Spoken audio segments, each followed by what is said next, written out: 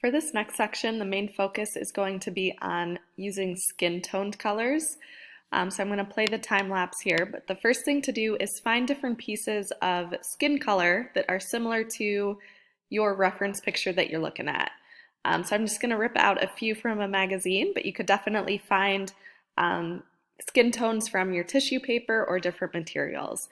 But I'm just trying my best to kind of take some of those swatches that I have and hover them over the picture to kind of place the value. So look at the skin tones and try to find areas that are dark versus light for your highlights, shadows, and medium tones. So I'm trying to grab some of the darker tones for the shadows.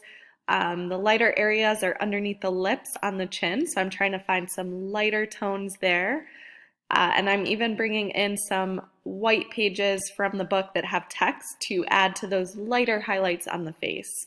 So looking at your reference picture, just try your best to kind of match the tones and the swatches to fill in your different sections. When you get to the lips, same thing, I would try to find some of the darker pinks, some of the reds to bring in, some purples just to overlap. And for this section as well, I want you to try ripping up your pieces versus cutting them, just to see the difference in texture and how it looks compared to what we've been working with previously. So try ripping up those sections to place them onto the face and try to overlap the different areas of light and dark. I know that when you get to this point, it doesn't look super detailed, but remember you'll eventually go in and add details on top of it. At this point now I'm going to start to kind of refine the sections and bring back some of the detail. So I'm going to start with some tissue paper, and I'm going to use some lighter colored tissue paper just to kind of blend and create a more seamless value of the different tones that I have. So I'm grabbing some of the lighter colored tissue paper such as the white, there's more of a peachy tone that you can use, and I'm just gluing it down over some of the areas to smooth out and add a bit more color to it.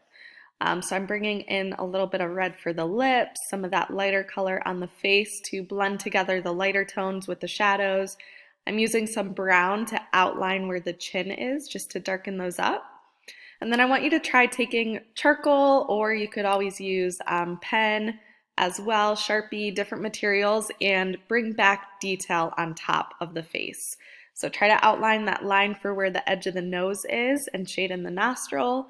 And then I'm shading in the side of the face where there's shadow, a little bit along the chin. And then going in on the lips is super important to add that line to separate the middle two lips and then the top and bottom lip there.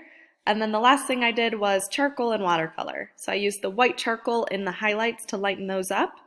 And then just like the nose we practiced, I'm bringing in some of the watercolor just to incorporate more of a smooth transition, blend some of the tones together. Since it's see-through, you're still going to have the nice texture of your ripped up paper underneath. So I'm bringing in some yellows, reds, and browns. I put the reds in more of the medium tones, and then I'm using the yellows in the highlights to lighten up some areas. And then the last thing I'm doing here is bringing in more areas of white.